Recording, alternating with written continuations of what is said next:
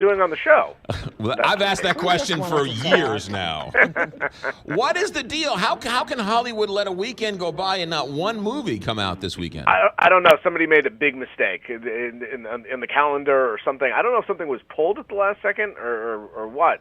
But there's nothing opening nationwide. There's a couple of things opening in limited release, and you can go see Titanic again if you want. That's back in theaters to celebrate the 20th anniversary of that, and it's in theaters in 3D as well, so you can see the ship go down in glorious, 3D. My heart will go on. It was so. 20 years since Titanic was released. Hard to believe. I know, right? 1997, it came out. Yeah. Won a bunch of Oscars, and I'll tell you what. You can make fun of that movie all you want. I think that's a great movie. Oh, it's fantastic. It was great. It's fantastic. And watching some clips yesterday to do some pieces on it, with just remember the technology of the ship going down at the time, and that shot of them, as the ship goes down. It's great, and we hadn't really seen anything like it before that. Yeah, no, it was a great movie. All right, so a couple other things going on. Lady Bird, did I read or did you report that it was the best reviewed movie on Rotten Tomatoes? Both, yes, it is. This week it became the best reviewed movie. The only movie, I think it has 165 reviews, and all of them are positive. And before that, the best reviewed movie was Toy Story 2, which had 163 reviews, I think, and all were positive. So it doesn't mean it's the best movie that's ever existed. It just means that everybody pretty much who's seen it has liked it. And it's going to get some Oscar nominations. It's in theaters now. You can go see it.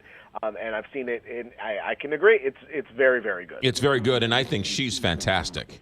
The lead actress. Saoirse Ronan, who stars as the teenager, and there's a problem between her and her mom, and it's this kind of coming-of-age story. We've seen a lot with guys, don't see as much with girls, and that's kind of the case with a lot of these upcoming Oscar movies, a lot of strong stories about women. Yeah. I want to talk about The Post, which is getting all sorts of Oscar buzz. Fantastic. I saw it this week. This is Steven Spielberg directing Meryl Streep and Tom Hanks. Right there, you just give it Oscars because of that cast and that director. But it's about the Washington Post's fight to publish the Pentagon Papers. In the 60s, Streep plays Post publisher Kay Graham. Hanks plays the editor Ben Bradley. And there are a lot of parallels between what was happening then and the Post and the Nixon administration and now and the Post and other papers and the Trump administration. It's not an overtly political film on either side. People will see it that way, I think. But it's just about this thing that happened at this one point in time, and great performances by everybody. Everybody involved is going to be nominated with an Oscar. I kind of look at it as like All the President's Men or Spotlight that came out not too long ago. And it really is, and it's the precursor to All the President's Men, because right after this was Watergate, and so it gets into a little bit of that. And it's journalistically a lot like Spotlight. You come out of it going, yeah, journalism, which is rare for a lot of movies, but it really, especially for those of us who are in the news business, it makes you feel good about journalism. Okay, very, very rare in any form today when people are cheering on journalism. All right, anything else that's making Oscar buzz that you want us to know about?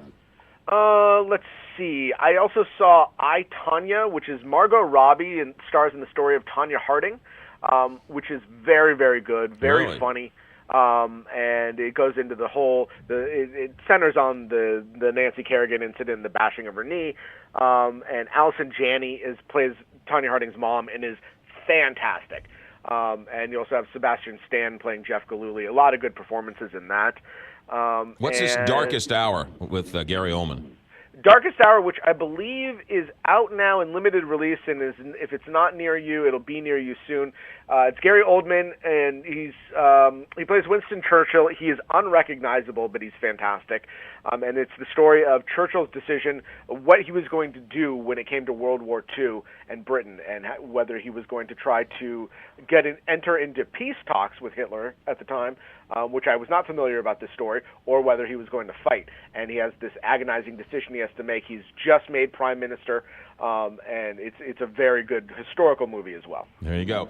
Jason Nathanson, and thanks for checking in. Have a good day. Have a good weekend off. We'll talk to you next week. Sure thing. You too.